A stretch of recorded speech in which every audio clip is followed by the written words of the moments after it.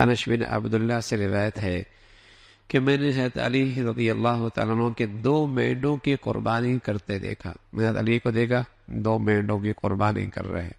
میں نے ان سے عرض کیا یہ کیا ہے، یعنی آپ کے ایک کے بجائے 2 مینڈوں کی قربانی کیوں کرتے ہیں؟ انہوں نے فرمایا رسول اللہ صلی اللہ علیہ وسلم نے مجھے وصیت فرمائی تھی کہ میں آپ کی طرف سے قربانی کیا کروں، ایک قربانی میں آپ کی جانب سے کرتا ہوں. اللہ کے نبی صلی اللہ علیہ وسلم دنیا سے پردہ فرما گئے تھے اور حضرت علی ان کی طرف سے بھی قربانی کر رہے. اور کیوں نہ کرے، اللہ رب العزت اگر خوشحالی دے، وسائل دے. اللہ کا نبی اس امت کی طرف سے قربانی کیا کرتے تھے. اللہ نے امت کے افراد کو خوشحالی دی ہے. پھر اپنی نبی سے محبت کا اظہار یوں بھی کیا جائے کہ اپنی نبی کی طرف سے بھی قربانی کی جائے، اپنے نبی کی طرف سے بھی قربانی کی جائے.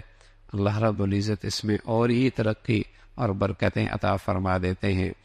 عبداللہ ابن عمر رضی اللہ تعالیٰ سے روایت سے معلوم ہوتا ہے کہ مدینہ طیبہ میں قیام فرمانے کے بعد رسول اللہ صلی اللہ علیہ وسلم پابندی کے ساتھ ہر سال قربانی فرماتے رہے.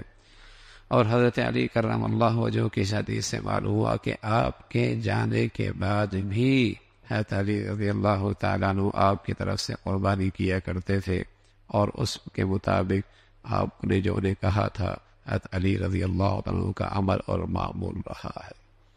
والد دنیا سے چلے گئے، ان کی طرف سے بھی اثار ثواب کی قربانی ہے.